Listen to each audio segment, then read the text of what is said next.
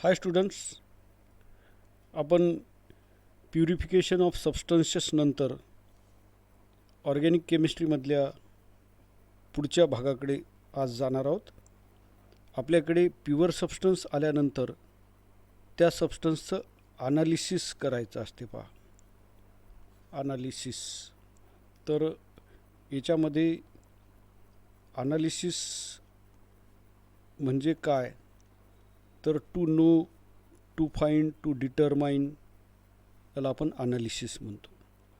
आपण काय केलेलं आहे, ऑर्गॅनिक कंपाऊंड प्युअर स्टेटमध्ये मिळवलेला आहे. तो सॉलिड असेल तर आपण त्याला काय केलेलं आहे, क्रिस्टलायझेशननं, रिक्रिस्टलायझेशननं असं प्युरिफाय केलेलं आहे. क्रिस्टलायझेशननं आपल्याला काय होते, प्युअर सबस्टन्स मिळते, आणि रिक्रिस्टलायझेशननं त्याचं फर्दर प्युरिफिकेशन होते. आणि लिक्विड जर सबस्टन्स असेल तर त्या लिक्विडचं प्युरिफिकेशन आपण डिस्टिलेशन आणि रिडिस्टिलेशननं करत असतो. मग आता हे कोणत्याही पद्धतीनं असो, आपल्याकडे प्युअर सबस्टन्स आल्यानंतर आपल्याला त्या सबस्टन्सबद्दल जास्तीची माहिती पाहिजेत. मग जास्तीची माहिती पाहिजे म्हणजे त्याचं केमिकल कंपोजिशन काय आहे, त्याचा फॉर्म्युला काय आहे, तो कोणकोणत्या एलिमेंटपासून बनलेला आहे, कोणत्या एलिमेंटचे त्याच्यात किती ॲटम आहेत एका मॉलिक्यूलमध्ये, हे माहीत करणं ही पुढचा भाग आहे. आणि ते कशामध्ये येते, तर ॲनालिसिसमध्ये येते. मग आता या ॲनालिसिसचे दोन प्रकार आहेत. एक कोणतं, क्वालिटेटिव्ह ॲनालिसिस, क्वालिटेटिव्ह ॲनालिसिस, आणि दुसरं कोणतं म्हटलं तर क्वांटिटेटिव्ह ॲनालिसिस. आता हे क्वालिटेटिव्ह ॲनालिसिस म्हणजे काय म्हटलं तर ऑर्गॅनिक कंपाऊंडचा हा जो प्युअर शॅम्पल आहे, तो शॅम्पल कोणकोणत्या एलिमेंटच्या ॲटमपासून बनलेला आहे, म्हणजे त्याच्यातल्या मॉलिक्यूलमध्ये कोणकोणत्या एलिमेंटच्या ॲटम आहेत हे माहीत झालं म्हणजे तो ऑर्गॅनिक कंपाऊंडचा फॉर्म्युल्याकडे आपल्याला पुढे जायला जमते. मग ऑर्गॅनिक कंपाऊंड म्हटल्यानंतर पहिली गोष्ट माहीत आहे, त्याच्याकडे कार्बन हा नेसेसरीली असणारच आहे. पण अजून एक माहीत आहे, organic compound necessarily content carbon combined with very few elements. तर ते व्हेरी फ्यू एलिमेंट कोणते आहेत कार्बन सोडून, तर हायड्रोजन आहे, ऑक्सिजन आहे, नायट्रोजन आहे, हॅलोजन्स आहेत, सल्फर आहे, फॉस्फरस आहे. अशा टाईपचे एलिमेंट्स ऑर्गॅनिक कंपाऊंडमध्ये जनरली असतात. मग दिलेल्या ऑर्गॅनिक कंपाऊंडमध्ये यापैकी कोणकोणते एलिमेंट आहेत हे माहीत करणं, त्याला आपण काय म्हणू शकतो, ते क्वालिटेटिव्ह ॲनालिसिसचं काम आहे असं आपण म्हणू शकतो. By qualitative analysis we can detect which elements are present in the given organic compound असं आपण म्हणू शकतो. त्याच्यानंतर क्वांटिटेटिव्ह ॲनालिसिसमध्ये आपल्याला काय कळते, त्याच्यामध्ये समजा एखाद्या ऑर्गॅनिक कंपाऊंडमध्ये कार्बन आणि हायड्रोजन आहेत हे कळालं. कशावरून कळेल, ते क्वालिटेटिव्ह ॲनालिसिसवरून. मग त्या कार्बनचं पर्सेंटेज किती आहे, हायड्रोजनचं पर्सेंटेज किती आहे, त्याच्यावरून आपल्याला काय कळू शकतो, त्याचा सिम्पलेस्ट फॉर्म्युला म्हणजेच what kind of elements are there and in what ratio. Ratio म्हटल्यानंतर नंबर आले, नंबर म्हटल्यानंतर ते क्वांटिटेटिव्ह झालं. मग क्वांटिटेटिव्ह ॲनालिसिसवरून पहिल्यांदा एम्पिरिकल फॉर्म्युला मिळेल. एम्पिरिकल फॉर्म्युल्याला अजून प्रोसेस केल्यानंतर त्याच्यापासून मॉलिक्युलर फॉर्म्युला मिळेल. मग हे काम कोणाचं आहे, या क्वांटिटेटिव्ह ॲनालिसिसचं. तर विद्यार्थी मित्रांनो, आज आपण या क्वालिटेटिव्ह ॲनालिसिसबद्दलच डिस्कस करणार आहोत. तर आता पुढे क्वालिटेटिव्ह ॲनालिसिसमध्ये आपल्याला काय करायचं आहे, तर आपल्याला डिटेक्शन ऑफ एलिमेंट करायचं आहे. क्वालिटेटिव्ह ॲनालिसिसमध्ये काय करायचं आहे, डिटेक्शन ऑफ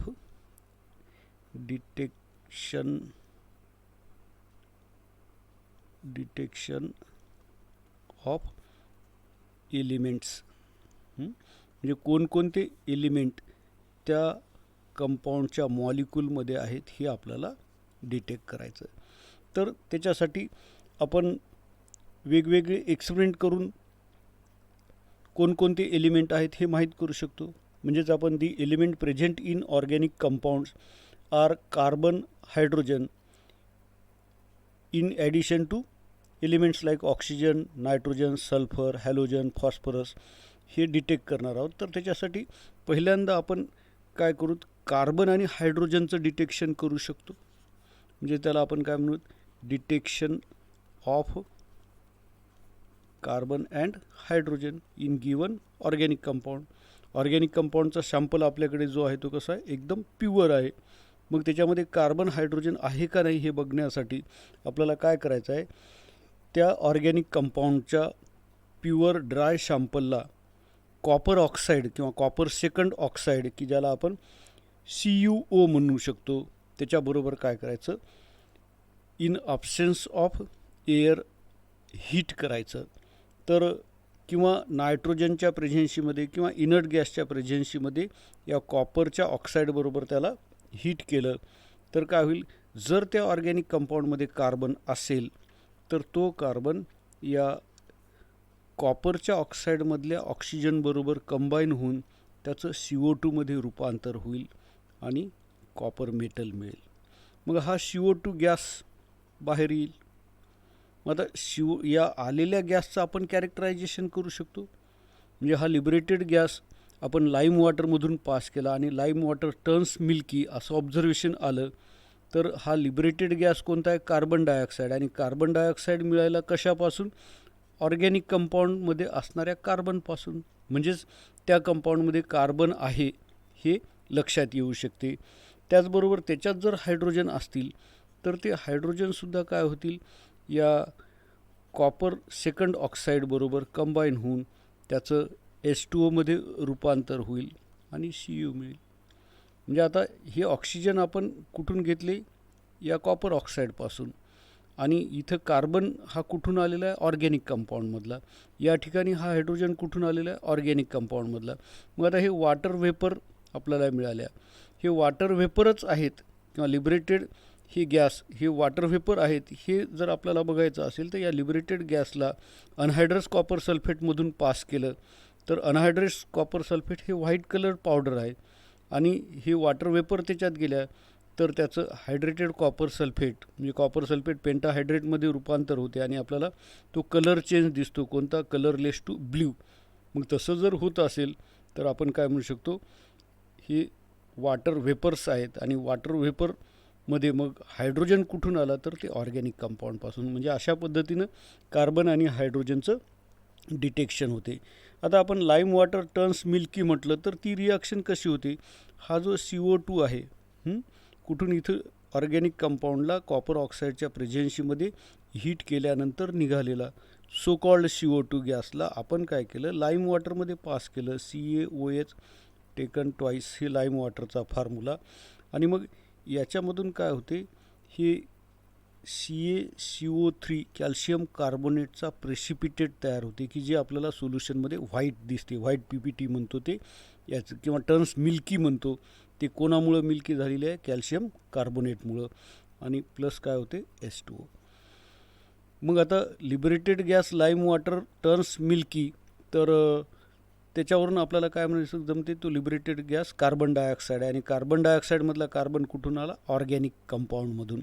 आणि वॉटरच्या बाबतीत काय झालेलं आहे, हे लिबरेटेड गॅस वॉटर आहे असं समजायलो तर त्याला आपण त्या वेपर्सला कशामधून, कॉपर सल्फेट अनहायड्रसमधून पास केलं.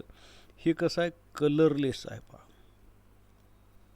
आणि आता इकडं काय होते, CuSO4 5H2O कॉपर सल्फेट पेंटाहायड्रेट. मग हे हायड्रेटेड कॉपर सल्फेट कसं आहे, ब्ल्यू कलर्ड आहे. म्हणजेच हे लाईम वॉटर टर्न्स मिल्की झालं तर कार्बन डायऑक्साईड आहे, कार्बन प्रेझेंट आहे. आणि अनहायड्रस कॉपर सल्फेट टर्न्स ब्ल्यू असं झालं तर ते वॉटर वेपर आहे, म्हणजेच हायड्रोजन आहे. अशा पद्धतीनं ऑर्गॅनिक कंपाऊंडमधलं कार्बन आणि हायड्रोजन डिटेक्ट करू शकतो. त्याच्यानंतर दुसरं जे आहे, आता बाकीचे एलिमेंट म्हणजे कोणते, नायट्रोजन, सल्फर, हॅलोजन अशा टाईपचे एलिमेंट डिटेक्ट करण्यासाठी आपल्याला काय करावं लागते, एक विशिष्ट प्रकारची टेस्ट आहे, ती लॅसेन टेस्ट वापरायची आहे. लॅसेन टेस्ट.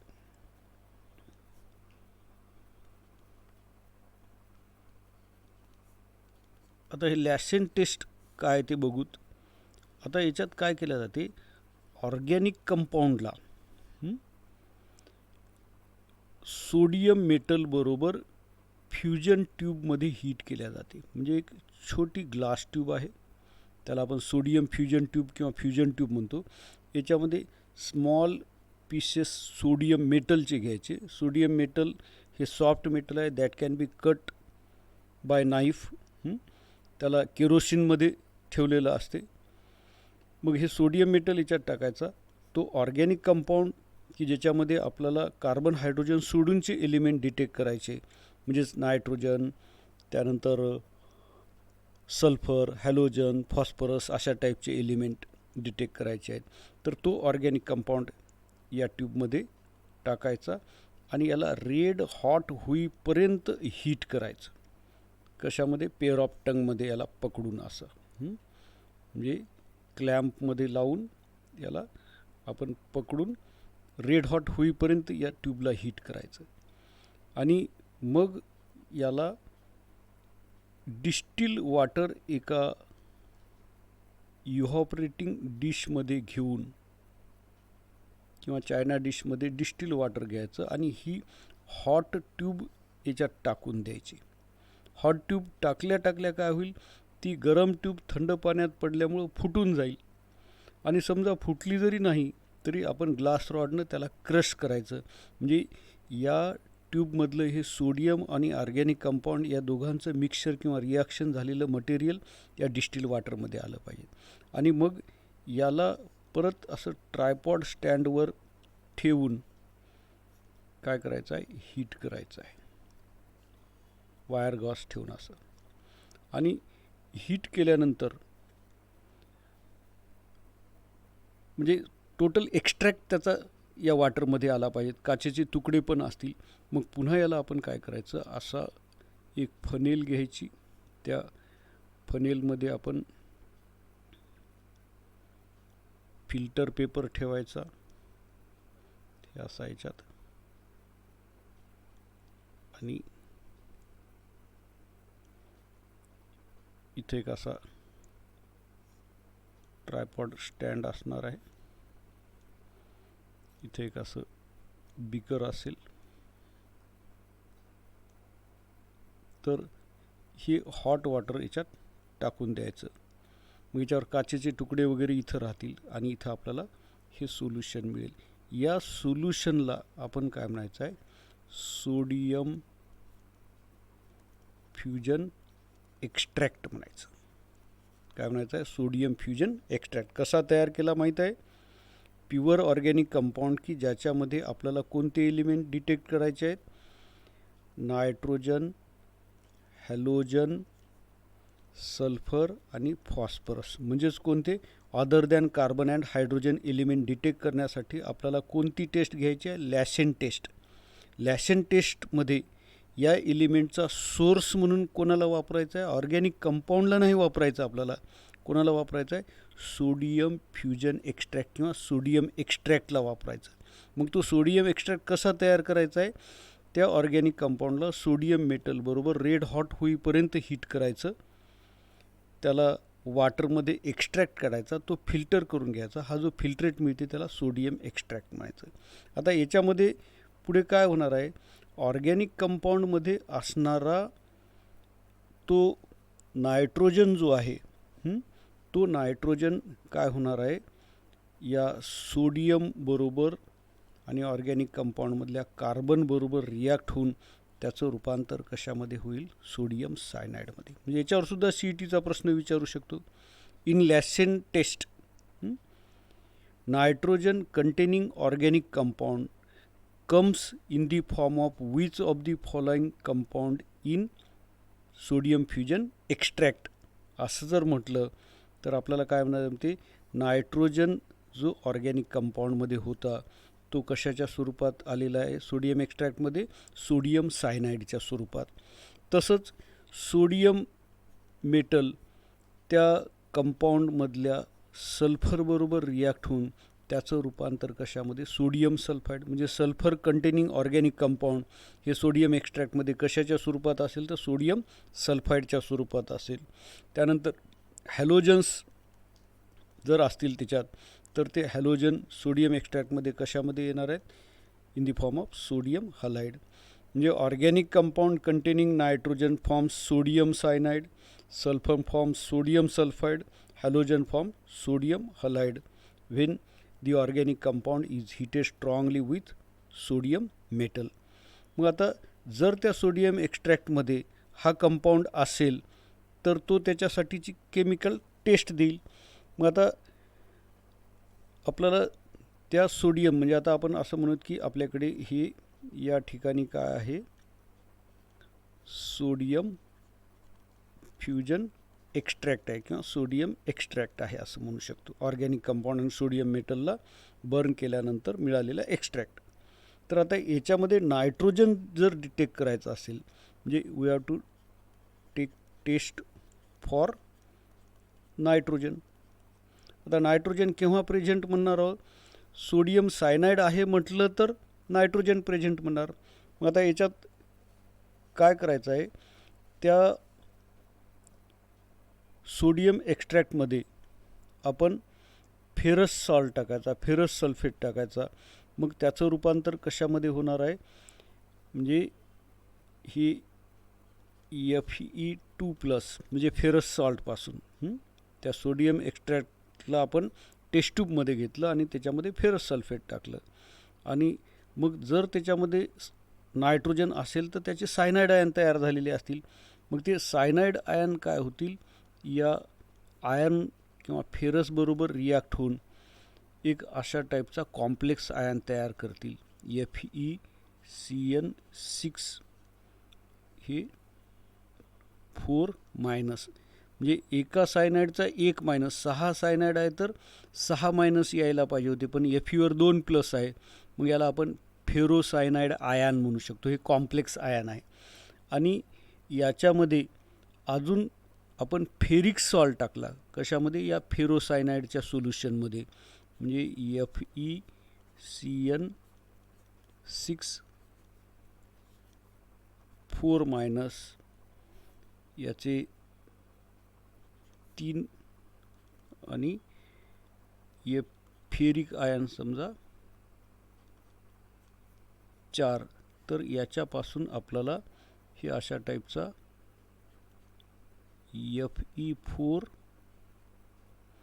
त्यानंतर FeCN6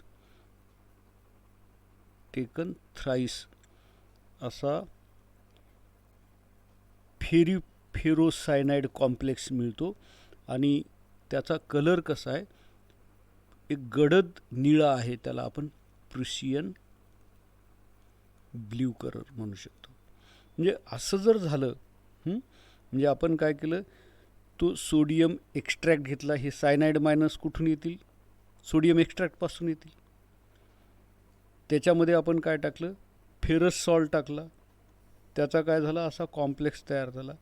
मग त्या फेरस सॉल्ट टाकल्यानंतर जे सोल्युशन मिळालं त्याच्यामध्ये आपण फेरिक सॉल्ट टाकला आणि जर गडद निळा कलर त्या सोल्युशनला आला तर आपण काय म्हणू शकतो, सायनाइड प्रेझेंट आहे. आणि सायनाइड प्रेझेंट केव्हा होऊ शकते, सोडियम सायनाइड त्या सोडियम एक्स्ट्रॅक्टमध्ये असेल तर, आणि सोडियम सायनाइड सोडियम एक्स्ट्रॅक्टमध्ये केव्हा येऊ शकते, ऑर्गॅनिक कंपाऊंडमध्ये नायट्रोजन आहे तेव्हा. म्हणजे अशा पद्धतीनं आपण ऑर्गॅनिक कंपाऊंडमधला नायट्रोजन डिटेक्ट करू शकतो.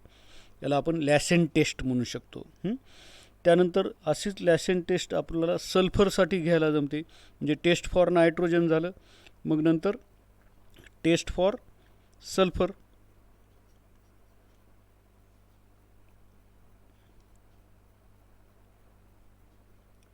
काय करायचं आपल्याला आता, टेस्ट फॉर सल्फर. तर टेस्ट फॉर सल्फर विद्यार्थी मित्रांनो, आपण आताच बघितलेला आहे, ऑर्गॅनिक कंपाऊंडमधला सल्फर जो आहे तो सोडियम एक्स्ट्रॅक्टमध्ये in the form of sodium sulphide येतो. तर आपण सोडियम फ्युजन एक्स्ट्रॅक्टला आपण ॲसिटिक ॲसिडनं ॲसिडिफाईड केलं आणि त्याच्यामध्ये लेड ॲसिटेट जर टाकला आणि ब्लॅक प्रेसिपिटेट आला तर आपल्याला काय म्हणायचं जमते, त्या सोडियम एक्स्ट्रॅक्टमध्ये सल्फाइड आयन आहेत म्हणजेच ऑर्गॅनिक कंपाऊंडमध्ये सल्फर आहे असं सांगायला जमते. म्हणजे काय होणार आहे, ॲसिटिक ॲसिडमध्ये ते ॲसिडिक सोल्युशन होईल आणि त्याच्यामध्ये आपण काय टाकलेलं आहे, लेड ॲसिटेट टाकलेला आहे. म्हणजे त्याचा जो Pb2+ आयन आहे या दोघांची रिॲक्शन होऊन लेड सल्फाईडचा प्रेसिपिटेट तयार होईल की ज्याला काय ब्लॅक कलर आहे. मग असं जर ब्लॅक कलरची प्रेसिपिटेट तयार झाली किंवा ॲसिडिफाईड सोडियम एक्स्ट्रॅक्टमध्ये आपण लेड ॲसिटेट टाकल्यानंतर ब्लॅक PPT मिळाली तर आपण काय म्हणू शकतो, त्या सोडियम एक्स्ट्रॅक्टमध्ये सोडियम सल्फाईड होता. मग तो सल्फाईड कुठून आलेला होता, ऑर्गॅनिक कंपाऊंडमध्ये. म्हणजेच ऑर्गॅनिक कंपाऊंडमध्ये सल्फर आहे असं सिद्ध होऊ शकते. त्याचबरोबर आपल्याला हॅलोजन जर डिटेक्ट करायचे असतील तर म्हणजे आपण नायट्रोजन डिटेक्ट केला, सल्फर डिटेक्ट केला, आता आपल्याला काय करायचं आहे, हॅलोजन डिटेक्ट करायचं. म्हणजे त्याला आपण डिटेक्शन ऑफ हॅलोजन म्हणू शकतो. मग आता याच्यामध्ये काय आहे, सोडियम फ्युजन एक्स्ट्रॅक्टला आपण ॲसिडिफाईड करायचं कशानं, नायट्रिक ॲसिड टाकून आणि त्याच्यामध्ये सिल्वर नायट्रेट टाकायचा. मग आता सिल्वर नायट्रेट टाकल्यानंतर जर प्रेसिपिटेट आला तर त्याच्यामध्ये हॅलोजन आहे. म्हणजे आपल्याला माहीत आहे हे X- म्हणजे हालाइड आयन आणि सिल्वर नायट्रेट टाकतो म्हणजे Ag+ आयन. मग याचा काय होते, AgX वॉटर इन्सोल्युबल कंपाऊंड म्हणजे PPT तयार होते. मग आता या PPTच्या कलरवरून तो हॅलोजन कोणता आहे हे सांगायला जमते. मग आता याच्यामध्ये काय आहे, व्हाईट PPT जर मिळाली, म्हणजे हे जे PPT इथे मिळाली त्याचा कलर काय व्हाईट आहे आणि ती सोल्युबल आहे अमोनियम हायड्रॉक्साईडमध्ये. म्हणजे NH4OH सोल्युशनमध्ये सोल्युबल जर असेल तर आपल्याला काय म्हणायला जमते, कोणता, हे क्लोराईड आयन आहे. म्हणजेच ऑर्गॅनिक कंपाऊंडमध्ये क्लोरीन प्रेझेंट आहे की नाही. म्हणजे आपण सोडियम फ्युजन एक्स्ट्रॅक्टमध्ये सिल्वर नायट्रेट टाकल्यानंतर व्हाईट प्रेसिपिटेट मिळेल आणि व्हाईट प्रेसिपिटेट अमोनियम हायड्रॉक्साईडमध्ये सोल्युबल जर झाला तर तो हॅलोजन कोणता आहे म्हणायचं, क्लोरीन हॅलोजन त्या ऑर्गॅनिक कंपाऊंडमध्ये आहे.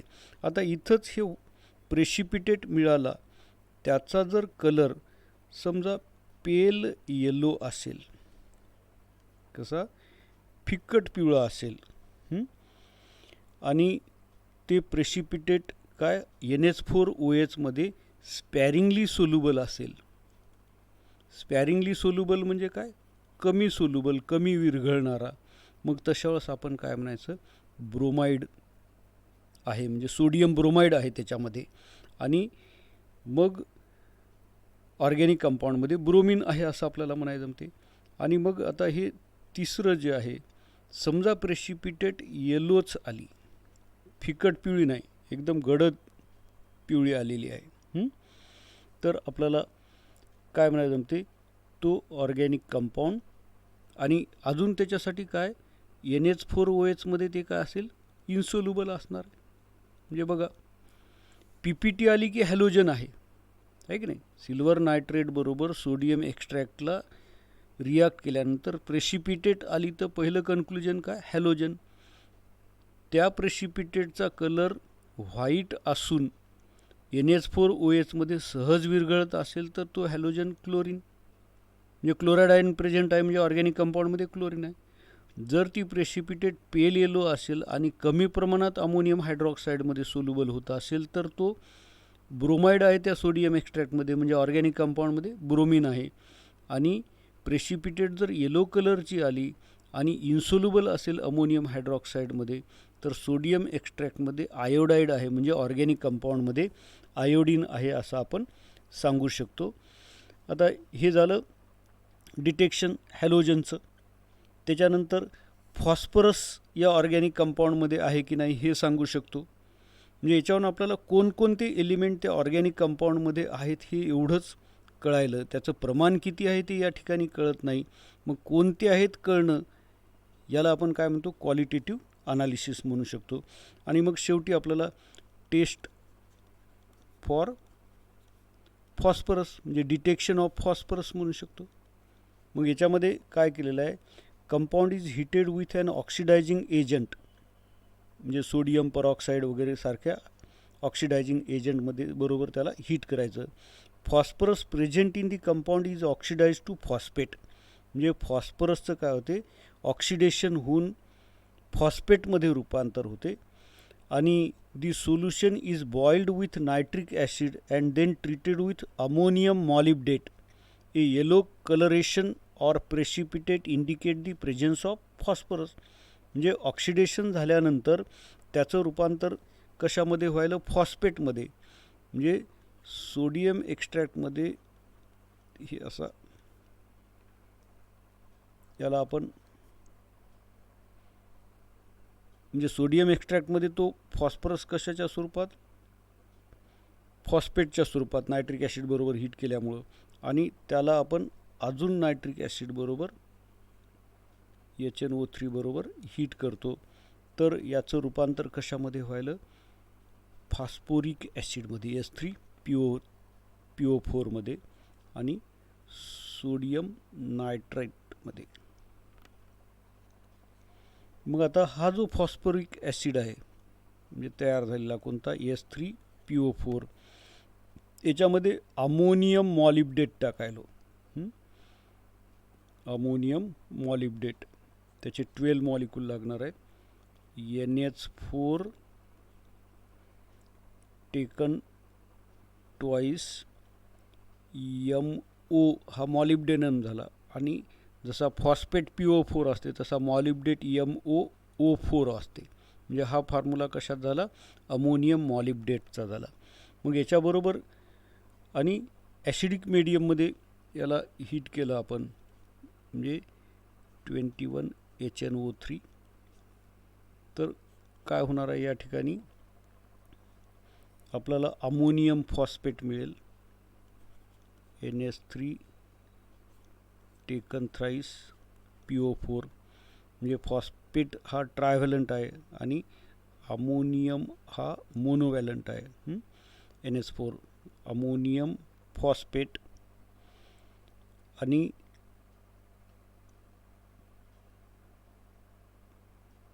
फॉस्फोमॉलिब्डेट असे दोन एकत्र येतील, डबल सॉल्टसारखा 12 MOO3. अमोनियम फॉस्फोमॉलिब्डेट असं या पूर्ण कंपाऊंडचं नाव. काय, अमोनियम फॉस्फोमॉलिब्डेट.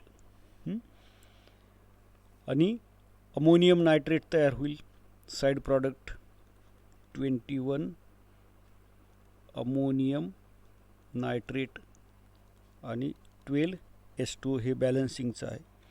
मग आता हे येलो कलरेशन ऑर प्रेसिपिटेट या अमोनियम फॉस्फोमॉलिब्डेटची काय इंडिकेट करते, त्या ऑर्गॅनिक कंपाऊंडमध्ये फॉस्फरस आहे. म्हणजे हा कंपाऊंड कसा आहे, येलो कलरचा आहे किंवा येलो प्रेसिपिटेटचा आहे.